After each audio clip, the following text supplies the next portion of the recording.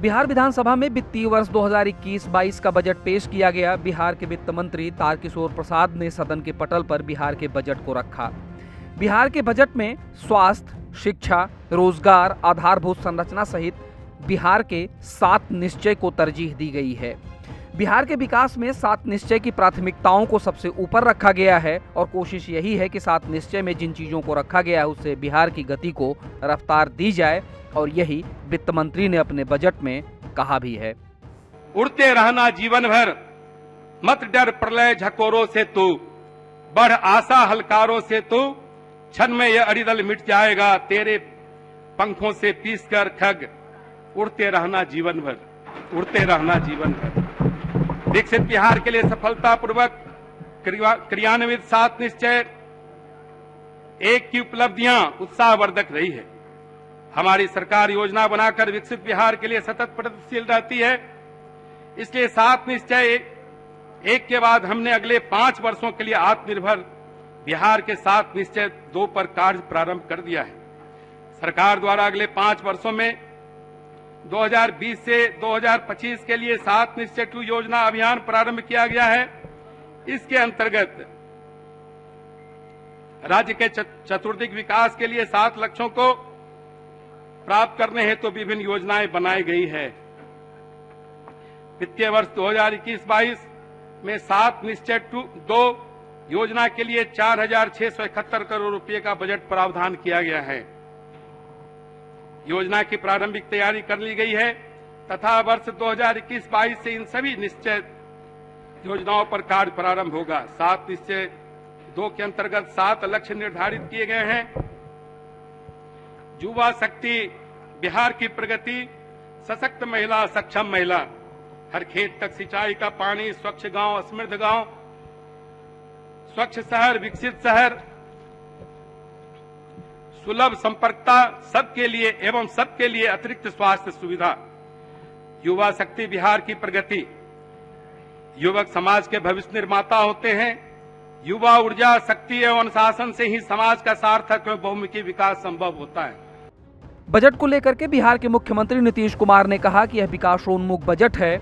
इससे विकास की गति को रफ्तार मिलेगा और इससे गति भी तेज होगी। बिहार के बजट में इस बार उद्योग को दिशा देने के लिए एक नई योजना की शुरुआत की गई है, जिसमें 5 लाख तक के ऋण को माफ करना और 5 लाख के ऋण पर सिर्फ 1% का ब्याज उस स्थिति में देना होगा जब बिहार के कोई पुरुष इस उद्यम को शुरू करेंगे। वहीं महिलाओं के लिए भी इस योजना में 5 लाख तक का अनुदान और अगला 5 लाख ब्याज रहित होगा। इसे भी बजट में रखा गया है और ये विकास के लिए काफी अहम माना जा रहा है। नया उद्यम अथवा व्यवसाय के लिए परियोजना लागत का 50% अधिकतम 5 लाख रुपए तक का अनुदान दिया जाएगा तथा अधिकतम 5 लाख रुपए का ऋण मात्र 1% ब्याज दर पर दिया जाएगा। सरकारी एवं गैर सरकारी क्षेत्र में रोजगार के 20 लाख से ज्यादा नए अवसर सृजित किए जाएंगे। इस हेतु उद्योग विभाग के वित्तीय वर्ष 2021-22 में 200 करोड़ रुपए के व्यय का उपबंध किया गया है। हमारी सरकार द्वारा रोजगार में महिलाओं को 35% आरक्षण का प्रावधान किया गया है।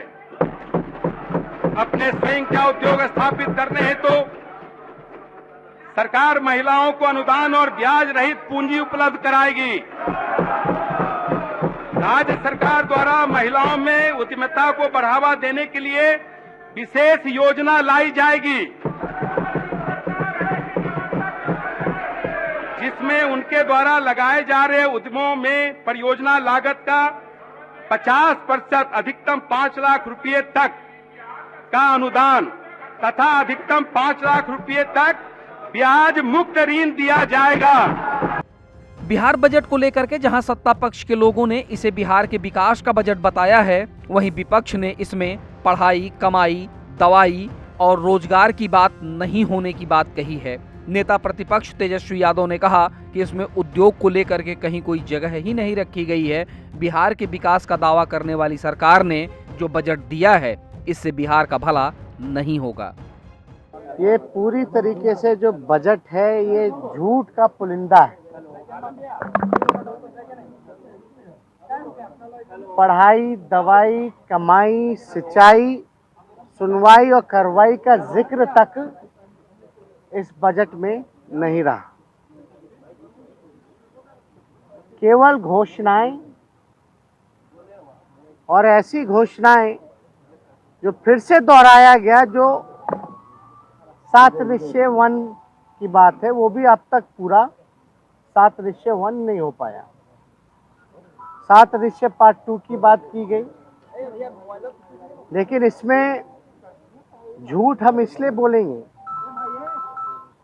आप सब लोगों ने देखा होगा, एक इंडस्ट्री कारखाने लगाने की कोई जिक्र नहीं हुआ। बंद पड़े जितनी चीनी मिल, पेपर मिल, जूट मिल, उसका कोई जिक्र नहीं हुआ। बहरहाल बिहार के लिए बजट रख दिया गया है और अब तक बिहार का जितना बजट आया है, इसमें बजट का आकार इस बार सबसे बड़ा है। कोरोना के समय में रुकी आर्थिक गतिविधियों के बाद भी बिहार के बजट में वित्तीय वर्ष 2020-21 के तुलना में 21-22 में लगभग 8,000 करोड़ की बढ़ोतरी की गई है, जो निश्चित तौर पर बिहार के विकास के लिए काफी अहम भूमिका अदा करेगी। अब देखने वाली बात यह है कि सत्ता पक्ष और विपक्ष में जिस तरीके की बातें चल रही हैं, उसमें कौन विकास को सही दिशा दे पाता है। Bureau report, ETV Bharat.